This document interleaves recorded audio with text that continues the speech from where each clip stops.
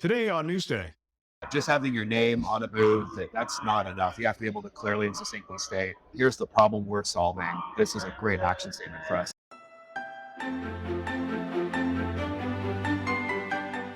My name is Bill Russell. I'm a former CIO for a 16 hospital system and creator of This Week Health, where we are dedicated to transforming healthcare one connection at a time. Newsday discusses the breaking news in healthcare with industry experts, and we want to give a big thanks to our Newsday partners, ClearSense, HealthLink Advisors, Order, SureTest, and Tausight. Now, let's jump right in. All right. We're actually recording a Newsday at ViVE, but this is airing the week of HIMSS. So it's the first day of HIMSS. It's very confusing. It is a little bit confusing. Drex DeFord, all things security, privacy, and risk. Samuel Hill, marketing super genius. Okay, can we change your title? Head of marketing for This Week Health. Marketing super genius sounds good. I've been called a lot of things. Not super But not genius. super genius. And obviously Bill Russell here. Here's what we're going to do. Because if we talk about the news, it's going to be old news. Right. We could talk about Change Healthcare, but Probably hopefully, going to be a lot of things. for the love, hopefully this I has been know. taken care of by HIMSS. Yeah. Right now, what I'm hearing is the Change stuff will be back up within 48 hours of when we're talking right now, which is Wednesday of Live Week. And man, that's going to be so welcome. Of these CIOs, they're just stepping out of the meetings. For sure. Getting It's- pulled it's- out, pulled into calls, doing updates, getting updates. There's a lot of sort of back channel conversations around how and what they should be doing to make that reconnection a reality. And different organizations, from a risk perspective, different organizations are in different places, and some are going to connect earlier than others. So we're going to bring this into Samuel's world. 'Cause Yeah. One of the things I want to talk to you about is communication. So if you are a CIO who's been hacked, or your Change Healthcare who's been hacked, transparency is obviously important within reason, right? You want to Right. share it to the right community. That's one of the areas that these people get in big trouble is Right. they're like, oh man, let's not tell people because we don't know. Right. You almost just start communicating early and often. We don't know, but everything we know, you're going to know. So Yeah. talk a little bit about that. And Samuel, I want you to Yeah. add some color to this. Yeah, I think what you saw with the Change Healthcare breach was that on the site, every couple of hours, there was an update. And it may have been exactly the same update that was published 2 hours ago, but you could always go and look and see if there was new information. So just like health systems have downtime procedures, and part of that is usually some kind of a war room call that goes on with lots of different people, often including the operations folks, clinical research, business operations folks, who can come onto the line and you just say, every 30 minutes or every hour, we're going to do an update and tell you where we're at. That's different than sort of the public conversation, but it's the same kind of experience. It's the same kind of like practice that you would do if you had a public breach. How would you do it to the public? It's obviously two different communities you have to worry about here, right? You have your dependent partners that are working with you that are a part of your business model. You communicate with them, like Drex was saying, frequently, give them regular updates, and you're sharing the details. But don't you know it's going to get out, right? Absolutely. So we're all at a Yeah. conference, and I started reading things like unnamed source from a health system said they had a meeting today, and this is what they said. So you Yeah. know that's going to get out. Yeah. And I think with the public side, unfortunately, we've all seen this play out way too many times now. Companies that are having to make public statement after public statement because of a cybersecurity incident. And I'm a big fan of share as many details as possible. So you honestly treat the public, but you're not giving the full nitty gritty like you would to your partners, but you gotta give them a lot of detail. Because honestly, half the time as a consumer, as the public, when I read a story about this and I see some other statements, you write it off and you say, whatever. I think one of the things the public doesn't understand is it's a crime scene. And so sometimes it's essentially the FBI is telling you, no. Don't say these things. Yeah. And lawyers get involved. Like immediately, lawyers. there's liability. Of course, there are going to be lawsuits. There undoubtedly will be class action lawsuits. Every breach now, it's like they light up nearly immediately. So there's lawyers involved and they want a scripted response. That's why if you're going to do something in writing, you do it on the website. It goes probably through some kind of a review process and then it goes up. When it's your internal customers, you can be much more open and complete and take questions and not probably have the same fear that it's going to be copied and sent somewhere else. Yeah. So if it was possible, I was overshadowed at ViVE by security. Security and risk was a primary conversation. In fact, we're right next to the main stage, so I don't know if people are hearing all this stuff, but I heard him mention the word AI. And I'm curious, I'm going to be more open-ended with this question. I'm going to come back to AI. What was the most interesting conversation you've had at ViVE? And again, we're talking on Wednesday morning, so most of the conversations are done. This is fairly dead by the last day. Man, one of the most interesting conversations that I probably had was the reality that folks are coming up to us, tapping us on the shoulder, and telling us stuff about how their products work. And the way that they're talking about their products here, at least, feels a little different, because we had this conversation yesterday on Newsday, but folks are talking to us about it sort of in the construct of, here's how we're working with our clinical business or research partners, do things with them and not to them. Feels like the sales pitch is evolving for a lot of these companies. And maybe it's because there's a lot of early stage companies here and a lot of startup companies, a lot of founders who kind of were in those trenches. And so they come at it from a different way, but it's been refreshing and interesting to kind of hear those some of these stories. Samuel? And I think it's fascinating. Like a lot of the topics that have been slideware and like topics for strategic direction we're now starting to see the back end work that actually needs to happen to achieve that. So we talk about how we talk about cloud, how we talk about these different AI stuff, these things that are a lot harder to do in reality instead of just putting them on a slide and saying, oh, this is where we're going to go, this is what we want to achieve. The grunt work, the labor, the blocking and tackling to achieve some of those goals. Seen a lot of companies that are really digging in to tackle that alongside of their health system partners. To me, that's fascinating. Well, I'm gonna play off of that a little bit, because I think people have gotten the message, which is, hey, slideware doesn't cut it. And I'm going from booth to booth, and there used to be this AI washing. People just say AI. Now there's a screen, and they actually log in and say, okay, look, here's what generative AI, here's how we approach generative AI.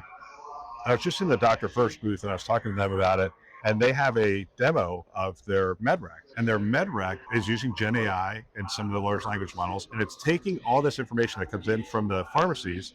And what used to happen is, essentially, you would click on that box, one tablet, this time, this amount of take it every 10 days, and applied transdermal, whatever it happens to be.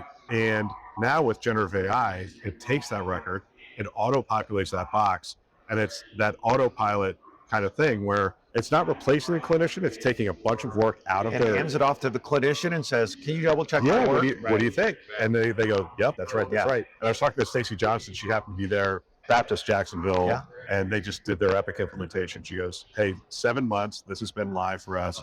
It has saved 7 million clicks. Wow. That's a real world application where I think the clinicians may not know that's actually what's happening in the background, but they're feeling it. Yeah.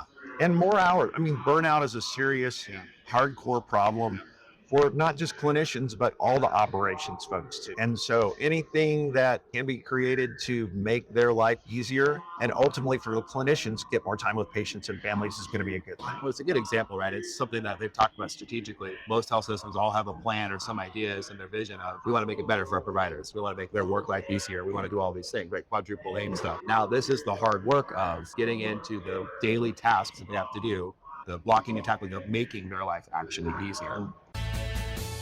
In the ever-evolving world of health IT, staying updated isn't just an option, it's essential. Welcome to This Week Health, your daily dose of news, podcasts, and expert commentary designed specifically for healthcare professionals like yourself. Discover the future of health IT news with This Week Health. Our new news aggregation process brings you the most relevant handpicked stories from the world of health IT, curated by experts, summarized for clarity, and delivered directly to you. No more sifting through irrelevant news, just pure focused content to keep you informed and ahead. Don't be left behind. Start your day with insight at the intersection of technology and healthcare. This Week Health, where information inspires innovation. This question, I'm going to start with you from a marketing perspective. We've walked around this, and we'll walk around HIMSS, and I'm sure we'll do another show when we're down to HIMSS.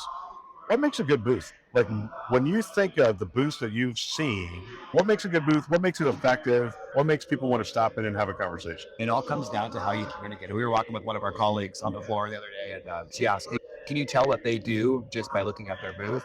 And I said, no, it depends on how they communicate. What is their message? Just having your name on a booth, that's not enough. You have to be able to clearly and succinctly state, here's the problem we're solving. This is a great action statement for us. And so to me, that's what I look for in a booth is, can it clearly communicate to someone? All right, the gimmicky kind of stuff. So actually one of our partners has cookies. I ate my fair share of them. It was a fairly frequented booth because they were like bringing them in, they were warm, they were good. I mean, does that stuff work? You get a lot of people to your booth for sure, but through the conversations that you actually get to have, you get the flybys. I want a cookie, a warm cookie in an afternoon. Oh, walking around all cool. day. Can I scan your badge? Yeah. As part of that. That Absolutely. person may or may not be somebody who actually is a potential Don't customer. you want leads at the top of the funnel that are leads? I mean, we might walk by. I don't know about you, but I still get those emails like, "Hey, Bill, are you looking for medication reconciliation?" I'm like, "You have any idea what I do now?" I've been scanned at a number of booths, and eventually I'll get those emails. Yeah, this show is a numbers game. All these big shows like this, they're how many people can we put in the top of our funnel, and So you just hopefully eventually you get down into the place. Where so you have to have a good process. process once you get that top of funnel to get to a sales qualified lead versus And those that are doing it are going to be able to scrub out folks like myself. I am not a target customer or prospect for any of these companies that are out here on the floor. So scrub me out. You don't have to email me, but you want to find the one or two people that came by that you can start messaging and communicating with in a clear way. But that sorting takes a lot of time, It does, right? yeah. I mean, it is a needle in a haystack that you're kind of looking for. What I'd rather see is them demonstrate their product and create interest. And there's a booth here. Is it indoor? Yeah, indoor, yeah. And they have a nurse standing on the corner, and it's sort of blocked off from the rest of the booth. And she's just standing there in front of a camera and that kind of stuff. And you want to talk to her because she's standing there at the corner by herself, dressed up. And you're just like, "What's your job? What are you doing?" And then she gets to say, "Actually, I'm doing virtual nursing." And on the other side, you can see virtual nursing, whatever. And so you're not stopping in for a cookie. You're stopping in to say, "Okay, I want to see what this virtual nursing looks like." And you go around the corner. That feels to me like you may not be getting as many leads, but you're getting more qualified. Well, you're clearly communicating what it is that you're tackling with that demonstration. I would say virtual provider interactions, clear, understandable. It's hard to do that with like a SaaS platform or something a little bit more nebulous on a technology stack perspective. That's big blocky cameras and people. You can show that up clearly. Where, a nice looking booth, important. Good branding, very important. But is what you're saying in your booth, is the message you can walk by and you have about 3 seconds to understand it. Is that clear? Donald Miller's thing is the grunt test, right? You should be able to point at a booth and say, "They do. That's what they do." You just point at it. Yeah. Seriously, it should be that simple. Yeah. And a website should be the same thing. And you'd be surprised how many websites you look at and you go, "All right, I'm going to have to keep scrolling down to figure out what the heck should they do." I will tell you one of the things that was effective. One of the small booths, and there was a lot of small booths here this week. And I don't know, they're like $4,000 a booth, and they're pretty They're small. like kiosks. They're kiosks, exactly. But one of them I thought did a really smart thing, and they had these little signs about this big. "We're interested in talking to you. We're getting ready to do our series round." And there was a third one. I forget what the third one was, but it was really clear when you walked up. It's like, "Okay, you want to Are you talk a customer? Are you an investor? Are you whatever? Yeah. I thought that was really effective. I agree with you on the demonstration side of it too, though. Being able to really easily show off what you're doing, very important. Not making people jump through a lot of hoops. See how you're tackling the problem that you're trying to solve. The elevator pitch is really hard. Yeah. For a lot of these companies, the elevator pitch is really hard because they have complicated solutions or they have solutions that have multiple things on the platform. Yes. And so what in 10 words, how do you describe the company? They need help with that kind of If stuff. I had to do that walking into the show floor, I had to be able to quickly say, because people want to know, "Hey, what do you do?" Yes. Well, my name's Samuel. I lead marketing for this result. We're a media and events business, focus on the healthcare technology executive. Oh, okay. Hopefully that's clear. I like it. Who do you send to an event like this? So I think because of the Chime connection, I'm probably sending CIOs. Right. If this is a good match for them, I'm probably sending directors, and in this one, maybe more of the innovation team. Here's what I used to do. So the Chime Connection, I'm coming. Yeah. And plus, I want to see you. Yeah. I want to connect with my peers. Right. I would also bring a bunch of people that I was mentoring or training to be the next generation, because I could walk this floor and mentor them at the same time. Yeah. I can introduce them to players, and so they get to meet some really good players. I mean, there's a whole bunch of mentoring things that are just easily happen here. Plus, we could divide and conquer, do a bunch of research. Yeah. Generally speaking, in these shows, I would come and I would do the things that I needed to do. Top 10 vendors, top 10 partners, have meetings with them. I would bring my number 2, number 3, number 4, my apps person, my infrastructure person, whatever, give them particular assignments. We have this problem. Go walk the floor and find places where that's the case. And in some of those top 10 meetings, I would bring them in too. And it gives them the opportunity to kind of learn how you interact with these other senior executives at companies and that kind of stuff. I am going to come back to you. We used to go to the one conference. We used to go to HIMSS. Yeah. It was attached to Chime. Right. And we would see everybody. Yeah. And we could go from booth to booth and see the executives, even their product development teams, whatever, because they just had to go to one event. One show. Okay, so now Gartner's happening on the same week as ViVE. ViVE is happening. HIMSS is 2 weeks later. Scottsdale Institute is within 30 days of this as well. And I think there's another big one that is there as well. Maybe not as big because it's not top of mind for me. Yeah. And we're seeing the CIOs split up. Yeah. Well, one of the big values was we were all in the same place. We're definitely losing something. I don't know what the question is. I'd like there to be a place where there's enough value that we're all coming back together at that one place. I think it's tough. Or is And, that just gone? people are making decisions about where they go and where they don't go. I mean, that's the other important part of this. The decision process that you're going to go through to say, I'm actively deciding not to go to that, and I'm not going to have FOMO about it because I know I'm going to get more value going to this thing, is a really important process, I think, for health system executives to sort of figure that out. And ultimately that comes down to, what are you looking for? Are you looking for peer-to-peer connection? Are you looking for peer-to-particular vendor connection at that vendor partner? Is there somebody from that company that you want to make sure is there or there? And maybe I'll go to HIMSS because Judy from Epic is going to be there and she's not at this. I don't know if that's the case or not, but that kind of thing is all part of that decision process. You're going to get the last word here. We're going to talk about two things. One is, who do you send to this? And then the second question I'm going to come back with is, how hard is this now for the vendor partners that we have all these choices? Because we get to go essentially for free as CIOs. Yeah. But every one of these, they have to choose, are we going to spend $40,000 and send 5 people and get the hotel and get the food, try to find our clients, and we can't bring our clients together, so are we going to partner with this company? How are we going to, who do you send to the meeting? Let's start with that first. There's a lot of different people from the partner that have to come to an event like this. You have just like the people that are actually executing the booths and all the stuff that's there. They just have to be They just have to be there. So you have your event people, you have your field marketing people, you have your marketing leaders. Then you need to have folks that can handle executive level conversations, that have the wherewithal to be able to communicate effectively, and also depending on the size of your booth, so it doesn't feel like empty, and you gotta have people that can navigate and get around the show floor and be at other events. The investment in the show floor space is just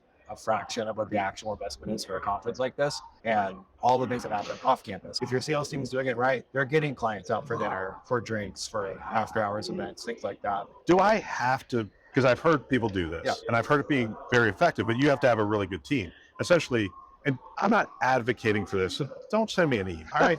But I know where you're going with yeah, this. you don't have to get the floor space. You buy a badge, you send your top people. They know people, they connect with them, they take them out for drinks, whatever, and you still have a fairly good set of conversations. Is that a viable strategy? I think it depends on your company's size. Because you can absolutely just send people to walk around. It's going to be a little bit more hit or miss. Right. So if you're VMware and everybody's your client, you know everybody, you're just coming in and making connections. But if you're that little booth in the corner, be hard to do.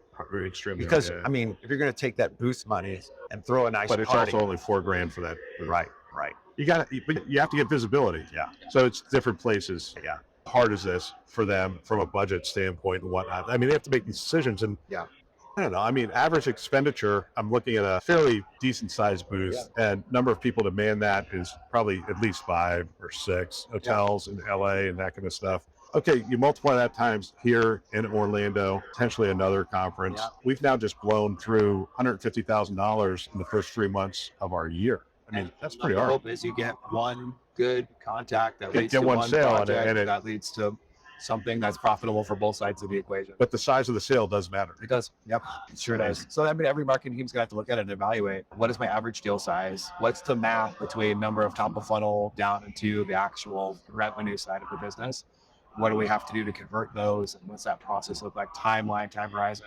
And then how do we control costs? Because the thing that happens at these shows, you'll get in for a booth and be like, okay, then we got to design the booth. And all of a sudden, it's like in for penny, in for pound. You start to spend the money and you're like, we might as well do It's this like as some well. costs. It's like, And then, It's not just the booth square footage. It's also, there's a lot that goes into making that could be these the things. worst reason to go to a show. We have a booth. We should go. It's Yeah, like, right. Hey, stay tuned, because Unhack, the podcast, is going to be coming in the next couple of weeks. Absolutely. We did the first show with Greg Garcia, the Health Sector Coordinating Council. It was great because we were able to sort of broadcast a little pregame before the announcement about the 5-year plan here on the cybersecurity stage. I saw him last night. He was, he's gotten a lot of feedback, really happy about how everything came out. So we're going to do Unhack the podcast, and we're going to have more conversations about this, but it's going to be really launching on a regular drumbeat soon. It's awesome. And then you're going to start a podcast. I hope so. With the marketing and these guys. To be named. And a date to be named. A brand. The thing about branding.